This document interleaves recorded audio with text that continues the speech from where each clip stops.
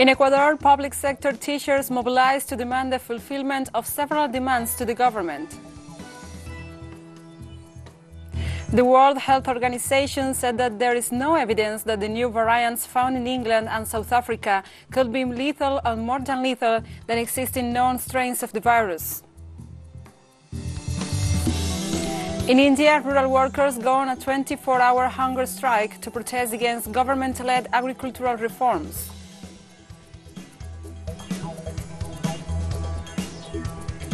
From the headquarters of teleSUR English in Havana, Cuba, this is From the South. I'm Gladys Quesada.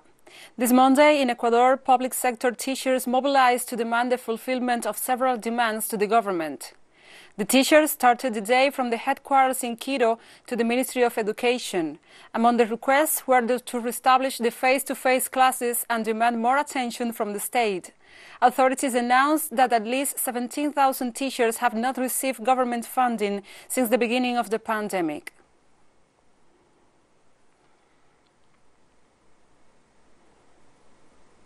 Political organizations of the Venezuelan opposition call on the new parliament to work together to overcome the economic blockade imposed by foreign powers. The leadership of the Solutions for Venezuela party said that it will continue to work for the benefit of the people and reiterated its commitments to reactivate the lines of political action and the commitment to change for the country, claiming that their political struggle is in favor of the sovereignty of the people and out of patriotism. Leader Claudio Fermin demanded the lifting of the economic blockade imposed by foreign powers and advocated for the freedom of trade. We are committed in the fight against the economic blockade. Venezuela demands freedom of trade. That is a right that we as Venezuelans have. And anyone that attempts against freedom of trade are stabbing Venezuela's welfare. All the world powers that are in favor of the economic blockade are attacking all Venezuelans. And Venezuelans in favor of the economic blockade are acting against the country's best interests. In Chile, the Coordinating Assembly of Secondary Students, together with social organizations, marched to the Department of Educational Evaluation, Measurement and Registration to demand universal access to higher education free of charge. The members of the Coordinating Assembly indicated that the proposals that were issued time before for the benefit of the students have not been enforced, and in response to these demands, the government implemented the transition test, which maintained the selection process. The student organization also rejected the actions of Minister Raúl Figueroa after allegedly spending hundreds of millions of dollars on a commercial. The students' organizations also said that they will continue to mobilize as long as the executive does not offer answers to demands.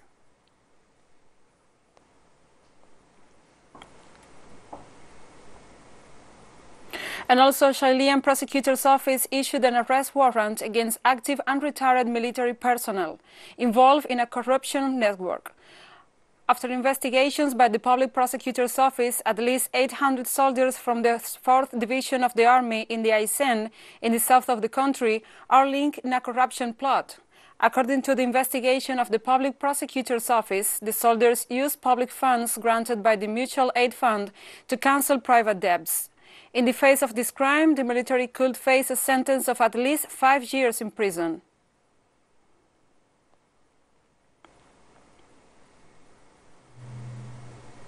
In Brazil, authorities seized a large lot of illegal wood extracted from the Amazon, the largest lot in history. Our correspondent Ignacio Lemus reported that at least 131,000 cubic meters were confiscated. Lemus also said that some 43,700 trees have been cut down on the Pará and the Amazon state's border. Experts and environmentalists made several statements blaming the government of Jair Bolsonaro for weakening environmental control agencies.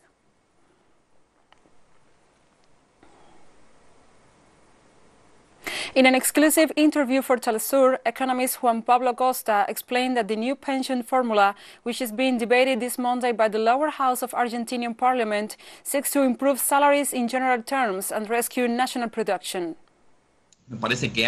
It seems to me that there is a political will, a will of management to improve the salaries in general terms, but in this particular case, the knowledge of retirement, because indeed in our country, great part of the economic activity is explained by the internal demand. by the internal consumption, with which a basic condition to be able to think about a path of growth and an increase of the production and development is to improve the retirements, therefore obviously also the salaries and the rest of the income of the great million of the population. State's National Weather Service said early Monday the Kilauea volcano on Hawaii's Big Island erupted and shot a steam cloud into the atmosphere that lasted about an hour. According to the U.S. Geological Survey, the eruption began late Sunday within the Halema-Humau crater. The volcano is located within Hawaii Volcanoes National Park. Tom Burchard, a senior forecaster with the National Weather Service in Hawaii, said a new lava flow interacted with a pool of water inside the crater and that led to a short-lived but fairly vigorous eruption. Kilauea erupted in 2018, destroying more than 700 homes and spewing enough lava to fill 320,000 Olympic-sized swimming pool. An area of more than half the size of Manhattan was buried up into 24 meters of now hardened lava.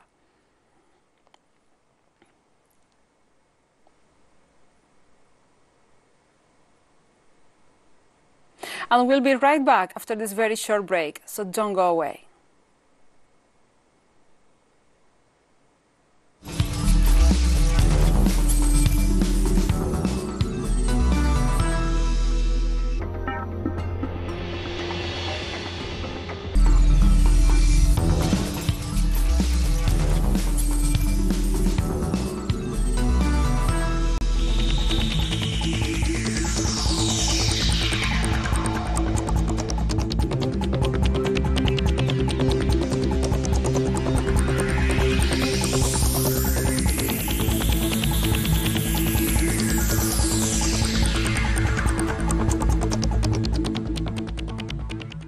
Welcome back to From the South. The World Health Organization urged people on Monday to suppress transmission of all kinds of coronaviruses, adding that there is no evidence that the new variants found in England and South Africa could be lethal or more lethal than existing known strains of the virus. In the past few days, there have been reports of new variants of the COVID-19 virus in South Africa and the United Kingdom. Viruses mutate over time. That's natural and expected. The UK has reported that this new variant transmits more easily, but there is no evidence so far that it's more likely to cause severe disease or mortality. W.H.O is working with scientists to understand how these generic changes affect how the virus behaves. The bottom line is that we need to suppress transmission of all SARS-CoV-2 viruses as quickly as we can. The more we allow it to spread, the more opportunity it has to change. Second point about South Africa. So at the same time, there was another variant that was identified in South Africa, and it has one of the same mutations, this 501Y mutation, but it's a different variant. They've arisen at the same time, so it sounds like they're linked, but it's actually a separate variant.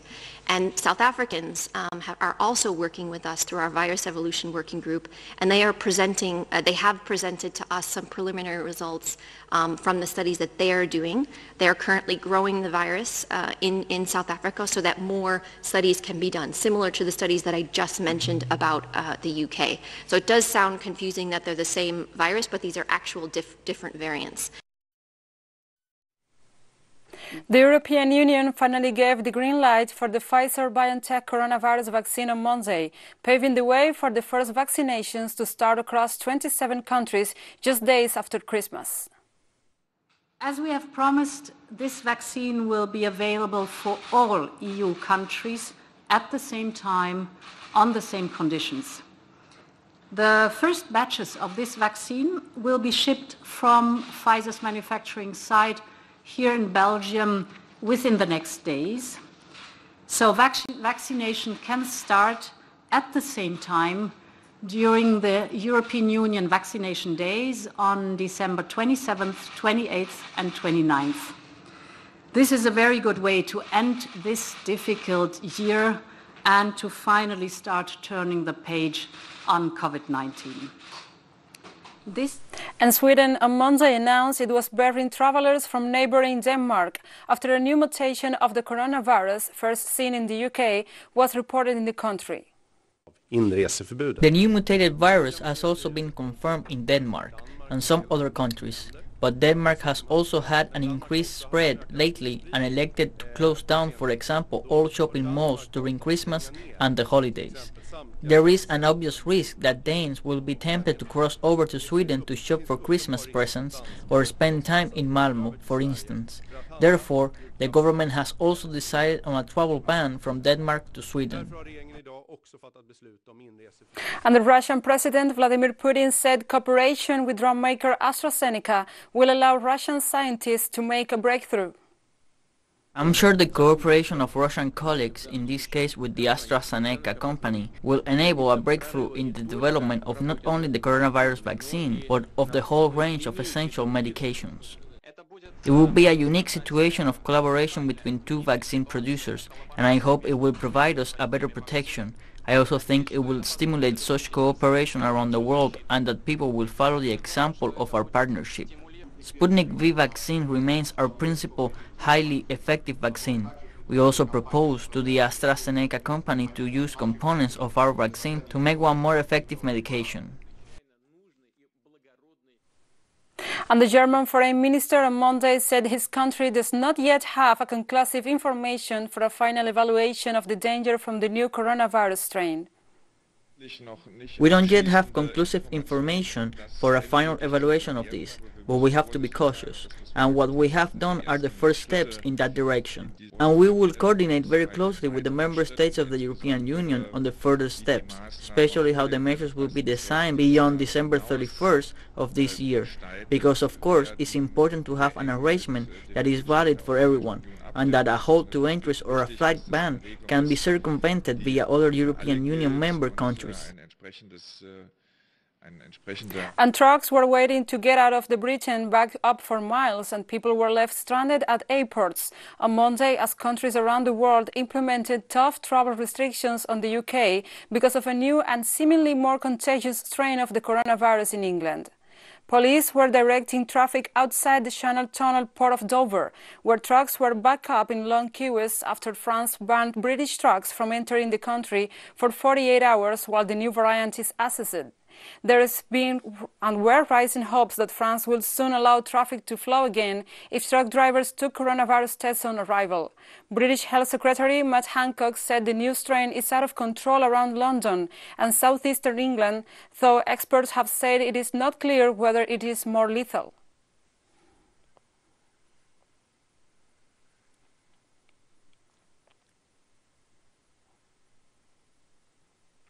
U.S. President-elect Joe Biden received his first dose of the Pfizer COVID-19 vaccine on live television on Monday, in keeping with public official efforts to show Americans such vaccines are safe.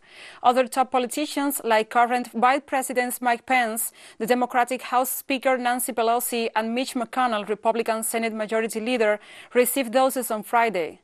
Such efforts to show the inoculations are safe are increasingly important, given recent data on American attitudes toward COVID-19 vaccines.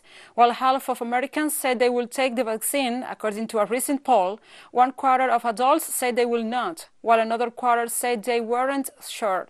Also on Monday, the first shots of the Moderna vaccine will be given, prompting new hope in a nation which has suffered more than coronavirus death and cases than any other countries.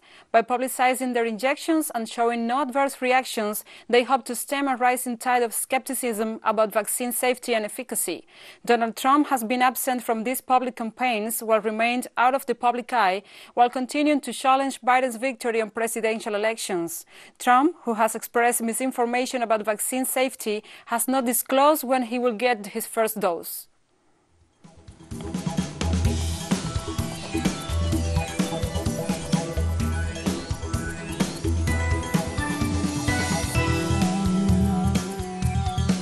And we have more stories coming up after this final short break, so stay with us.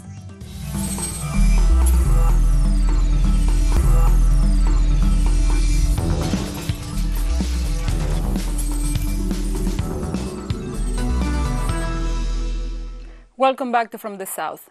In India, rural workers go on a 24-hour hunger strike to protest against government-led agricultural reforms. Rural workers are still assembled on the highways to New Delhi. They denounce that the government's agricultural reform benefits the country's large companies. In this sense, activists demand the removal of the regulations and call on all their peers to join the demonstration.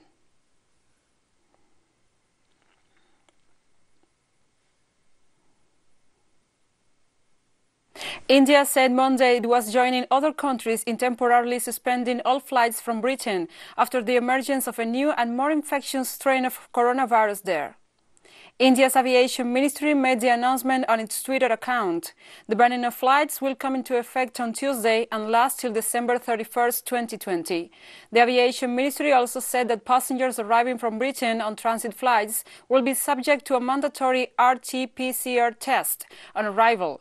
To date, India registers over 10 million coronavirus infections, the second highest in the world after the United States, and more than 145,000 fatalities. More than 1,000 European nations have already banned flights and travelers from Britain, with more expected to take action.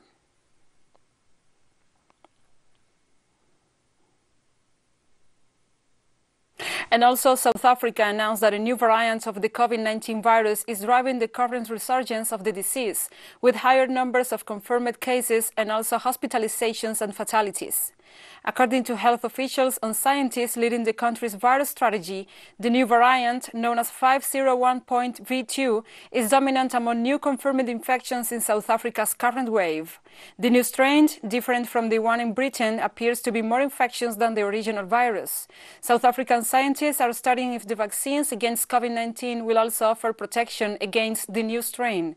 In response to the resurgence of COVID-19, the South African government has introduced tougher lockdown restrictions in areas identified as hotspots. So far, the nation registers nearly 922,000 infections and more than 24,600 fatalities. So literally all we know is that we have these mutations. We haven't done any functional studies. We haven't done any kind of cohort studies to look really at how this variant might be affecting disease severity, how it might be affecting transmissibility, or even virulence, right, of the virus. It's worrying me because I'm afraid that we're going to have to go back to another lockdown. You know, if the government chooses to impose another lockdown on us, then a lot of industries are going to suffer, like we've suffered before. And when it comes back, it's gonna affect us very bad. If we go back to lockdown, our economy is going to be compromised. We saw what it did earlier this year.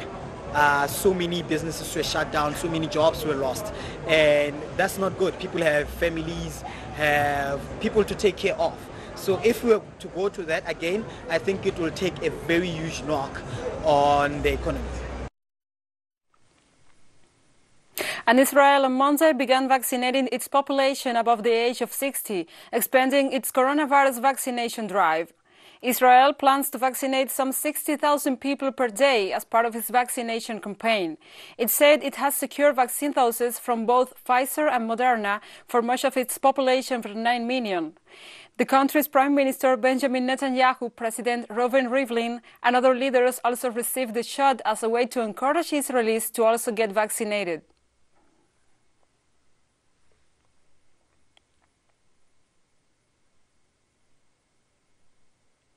And Iran on Monday warned the U.S. against starting a fire following a rocket attack against the U.S. embassy in the Iraqi capital, Baghdad. And also, observers of the night sky of the Northern Hemisphere will be able to see a once-in-a-lifetime light show as the solar system's two biggest planets race across the firmament and appear to meet in a celestial event that astronomers call the Great Conjunction. The spectacle is a near convergence of the orbits of Jupiter and Saturn that coincides with Monday's winter solstice, the shortest day of the year. The conditions will make the two frozen gas spheres appear closer and more vibrant than any time in 800 years, assuming the skies are clear. The conjunction of the two planets takes place about once every 20 years, but the last time Jupiter and Saturn were this close was in 1623, and that passing was not visible from most places on Earth.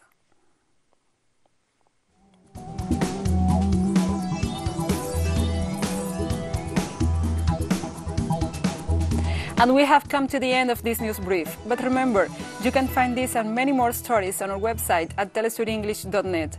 Also, if you feel so inclined, please follow us on social media, Facebook, Twitter, Instagram, and Telegram. For TeleSUR English, I'm Gladys Quesada. Thank you for watching.